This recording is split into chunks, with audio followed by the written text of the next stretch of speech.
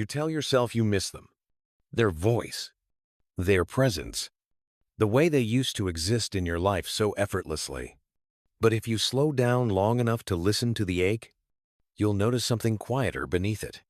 What hurts the most is not losing them. It's losing yourself. You miss who you were when life felt open, when laughter came easily, when your days carried a sense of direction, even if you didn't know where you were going. Back then, you woke up with something inside you. Hope, curiosity, a softness you didn't have to protect. Now everything feels muted, heavier, as if the world lost its color at the exact moment they left.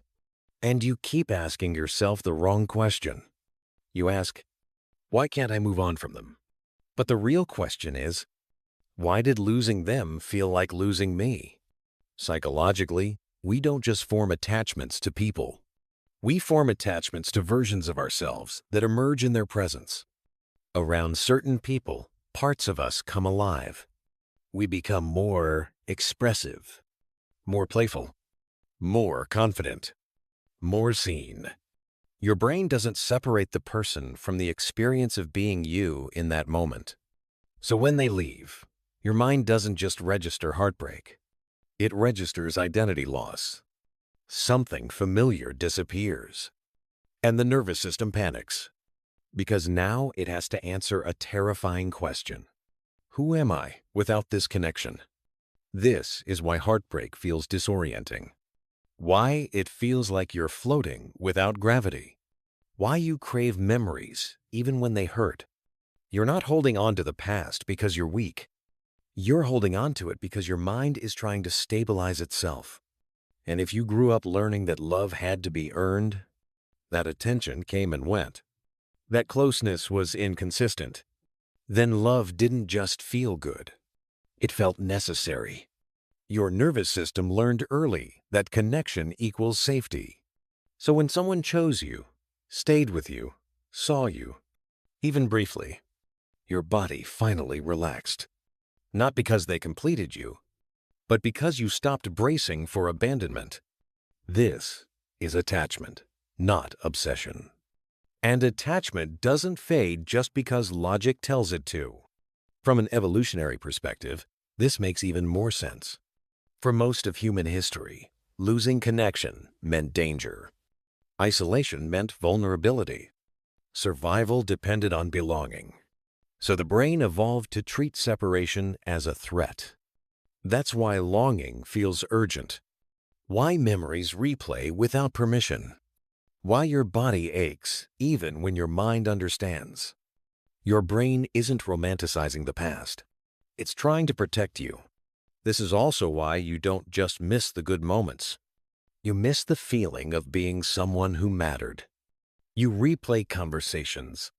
You imagine alternate endings. You wonder what would have happened if you had said less or more.